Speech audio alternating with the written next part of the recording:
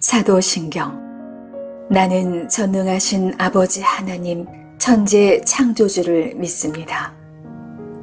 나는 그의 유일하신 아들 우리 주 예수 그리스도를 믿습니다.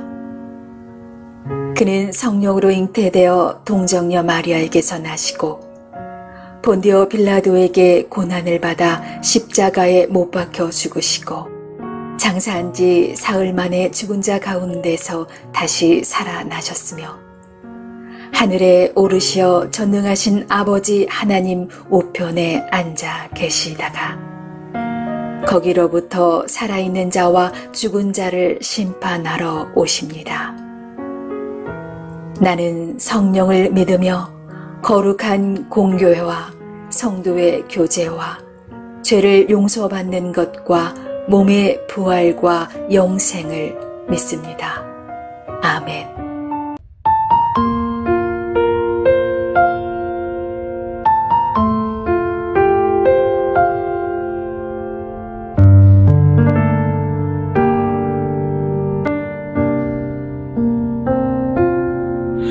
나는 들었습니다.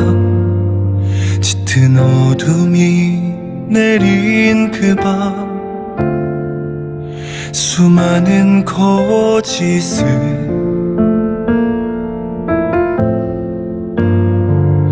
아무 말도 못하고 듣기만 했는데 왜 그리 불안한지 나는 보았습니다. 불에 비친 주의 얼굴, 피로 멍든 그 얼굴,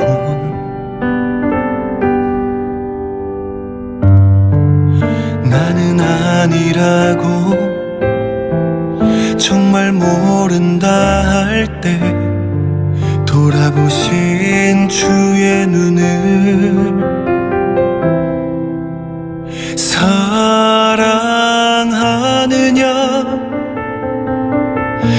사랑하느냐 내가 나를 사랑하느냐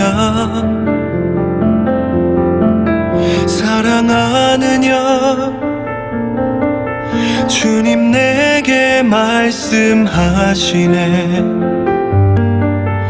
나의 양을 먹이라.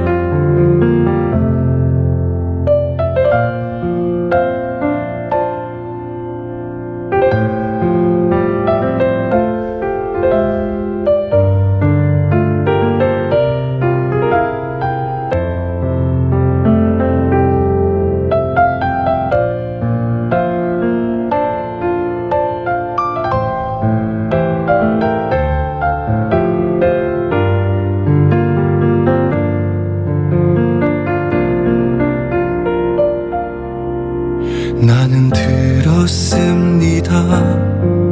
조용한 비가 내린 그 밤 분명한 주의 음성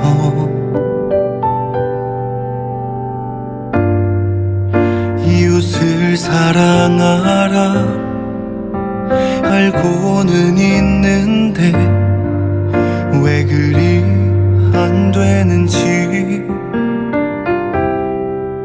나는 보았습니다. 굶주리고 병든 이들 떨고 있는 그 눈빛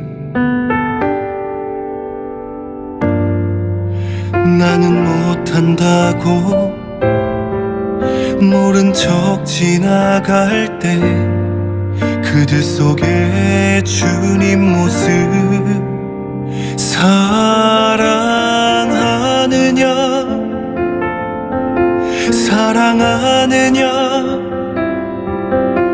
내가 나를 사랑하느냐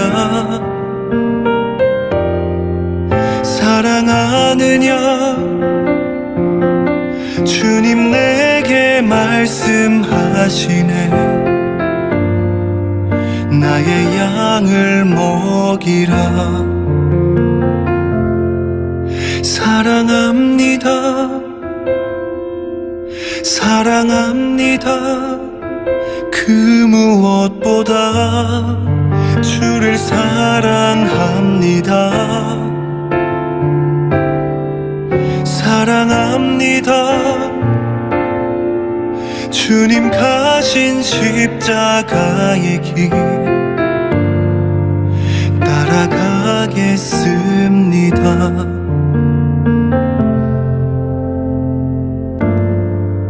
주를 사랑합니다.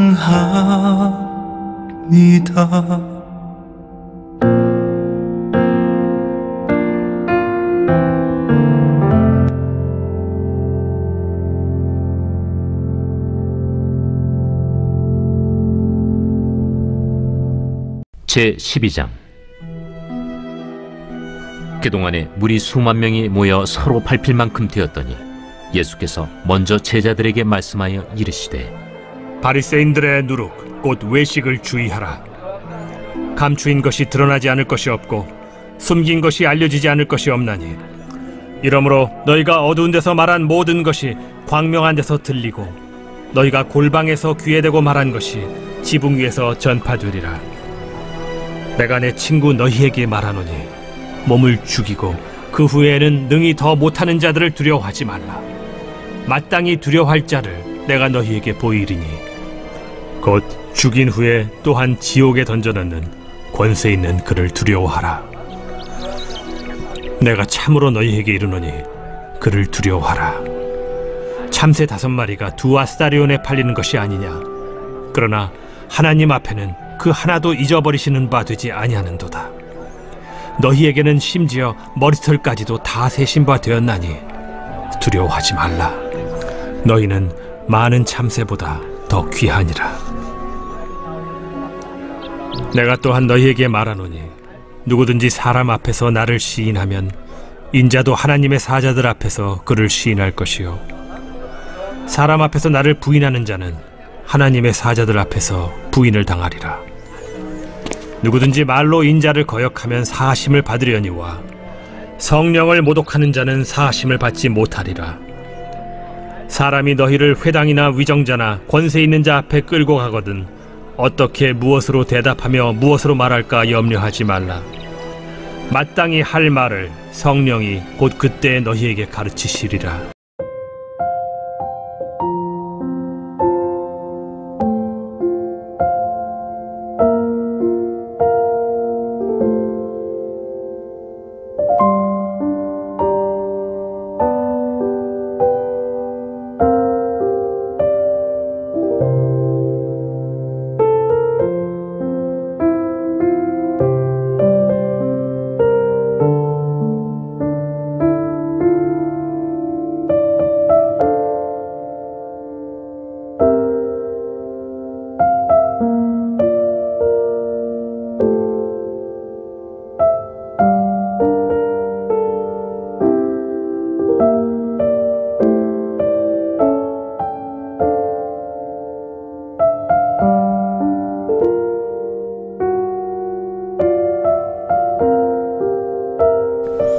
샬롬. 새롭게 시작하는 한 주 하나님의 은혜와 평강이 우리의 삶에 넘칠 수 있기를 원합니다. 오늘 함께 읽은 말씀에 예수님을 따르는 무리들이 또 인산인해를 이루어서 수만 명이 몰려들어 서로 밟힐 만큼 되었다 그랬습니다. 이때 1절 후반부를 보면 예수님께서 제자들에게 바리새인들의 누룩 곧 외식을 주의하라 라는 가르침을 주셨습니다. 사실 이 말이 참 비극적인 표현이지만 당시 현실이었습니다. 바리새인이라면 당시로서는 종교적 지도자들에 해당했습니다.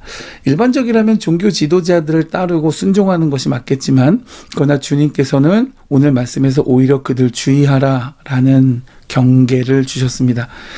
이 주의하라는 말은 헬라어로는 프로세케테라는 단어가 쓰였는데, 특히 본문에서는 아포라고 하는 전치사가 그 앞에 함께 쓰였습니다. 이렇게 되면 뭐뭐로부터 주의하여 떨어져라 혹은 무엇을 경계하여 분리시켜라 라는 뜻이 되어집니다. 그만큼 주님께서는 이 외식하는 신앙을 경계하신 것이었습니다. 그런데 예수님께서 이 외식하는 신앙을 누룩에 비유해서 말씀했습니다. 여러분, 누룩은 어떤가요? 그것은 한번 퍼지면 그 파급력이 막대합니다. 마태복음 16장 22절을 보면 여기서도 삼가 바리새인과 사두개인들의 누룩을 주의하라 그랬습니다. 이 말씀은 바리새인과 사두개인들의 잘못된 교훈이 백성들의 신앙 속에 그 잘못된 가르침이 깊이 파고들어서 이 백성들의 신앙을 전부 오염시키는 통탄할 현실을 주님께서 경계하신 것이었습니다. 여러분, 이 당시 종교 지도자들은 율법을 자신들의 기득권 유지를 위한 수단으로 삼아서 백성들을 이용하고 도구로 삼았습니다. 그랬기 때문에 이제 예수님이 오셔서 율법을 새롭게 해석해 주시는 그 예수님의 가르침과 말씀에 자신들의 치부가 드러나게 되니까 그토록 예수님을 죽이고자 했던 것이었습니다.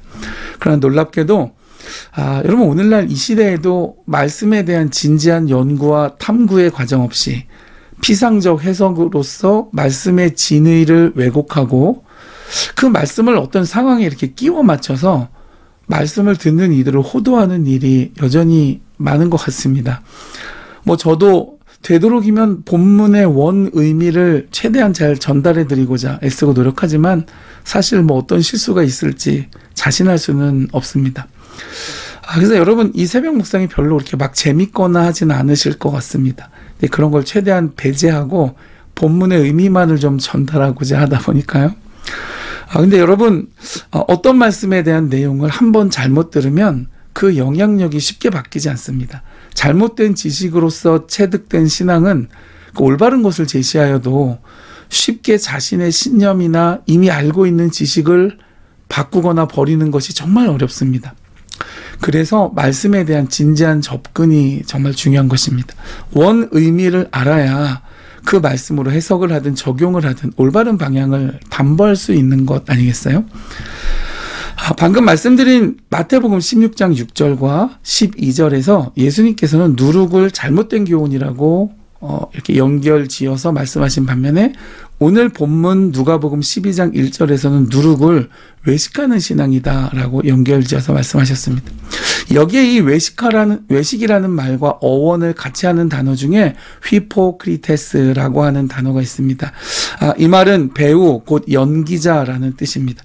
당시에 배우는 얼굴에 가면을 쓰고 연기를 했다고 합니다. 그러니까 가면 뒤의 실제 모습은 가면을 쓴 연기하는 모습과는 달랐던 것입니다. 그래서 보이는 것과 속이 다르다라는 의미에서 배우라는 말이 나오게 되었습니다. 연기자. 그리고 이 말은 종종 위선자라는 뜻으로도 부정적인 표현으로 사용될 때 그렇게 쓰였습니다. 위선은 거짓된 모습을 말하죠. 그래서 주님께서 이 외식을 주의하라 라고 하신 말씀은 그런 거짓된 겉모양에 속지 말라는 말씀이었습니다. 여러분, 신앙인에게는 진실된 모습과 진심 어린 마음이 큰 덕목이자 또 강력한 무기가 되어집니다. 진실됨은 큰 가마력을 발휘합니다. 그 어떤 것도 진실됨을 이길 수 있는 것은 별로 없기 때문입니다.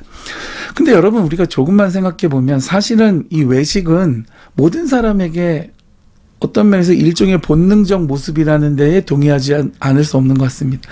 사람들은 누군가에게 보이려고 나름대로 자신을 치장하고 또 포장을 합니다. 자신의 내면을 진실되게 하는 데 중점을 두기보다 겉을 잘 보이게 포장하는 외식에 더 많은 관심을 가지는 것이 사실입니다. 여러분, 그런 의미에서 성경은 하나님의 뜻을 알고 있느냐에서 그치지 않고 알고 있는 하나님의 뜻을 행하고 있느냐까지를 말씀합니다. 마태복음 23장 2절 이하를 보면 그들이 말하는 바는 행하고 지키되 그들이 하는 행위는 본받지 말라 그랬습니다. 이 말은 당시 서기관과 바리새인들이 모세의 자리에 앉아, 즉 지도자의 자리에 앉아서 백성들을 가르치지만 그들이 율법을 지식적으로는 알고 또 그것을 말하기도 하되 그 율법대로 살지는 않는다는 말씀이었습니다. 그러면 오늘 말씀에서 예수님께서 이러한 것들 주의하라 그러셨는데 어떻게 우리 실생활에서 주의하는 것을 우리가 이어갈 수 있을까요? 여러분, 이 주의하라는 말의 동사 원형은 프로세코라는 말입니다. 이 말의 기본적인 뜻은 영어로는 close attention입니다. 그러니까 우리말로는 바짝 정신 차리다, 이런 정도로 아마 해석할 수 있을 것 같습니다. 바짝 정신을 차리고 집중해서 대응하지 못하면 나 자신이 외식적인 신앙생활에 빠져들 수 있고, 또 그런 형식적인 신앙생활을 하는 사람들로부터 그 영향력을 받아 전염되기 쉽다는 것입니다. 일단 편하잖아요. 주님보다는 내 위주로 생활하고 내 식대로 신앙생활하고, 내 기호에 맞는 정도만 신앙생활에 맞추는 것이 여러분 얼마나 매력적입니까? 원하는 것만 하면 되는데. 그러나 사랑하는 여러분, 오늘 주님이 주신 말씀에 미묘한 문법을 우리가 간과해서는 안 됩니다. 원형 프로세코의 그 인칭어미를 뒤에 붙이셔서 프로세케테라고 오늘 본문에 주님이 그렇게 말씀하신 그 의도는 무엇일까요? 이렇게 되면 명령형 능동태 동사가 되어집니다. 그래서 이 말은 외식하는 신앙, 형식적인 신앙, 말과 삶이 다른 신앙으로부터 거리를 두고 조심하되 정신을 바짝 차리고 그런 긴장된 상태를 계속 유지하는 데까지 이르러야 한다는 강력한 표현이 되어지는 것입니다. 그리고 그것이 이 말씀의 진정한 의미가 되어질 것입니다. 여러분, 그 냄비에 물 끓을 때 까딱 잘못하고 부주의하면 금방 넘쳐버리고 말잖아요. 그와 같이 외식하는 신앙, 형식적인 신앙에 오염되지 않고 진실된 마음과 진정성 있는 모습을 늘 유지하기 위해서는 이와 같은 신앙의 분별력과 또 누룩과 같이 한 번 퍼지면 걷잡을 수 없는 오염된 세태에 대한 경각심을 늘 유지해야 한다는 것입니다. 사랑하는 여러분, 내 신앙을 병들게 하는 모든 삶의 부조리로부터 자신을 지키고 성결하게 유지하실 수 있는 복된 성도 되어질 수 있기를 주님의 이름으로 축복해 드립니다.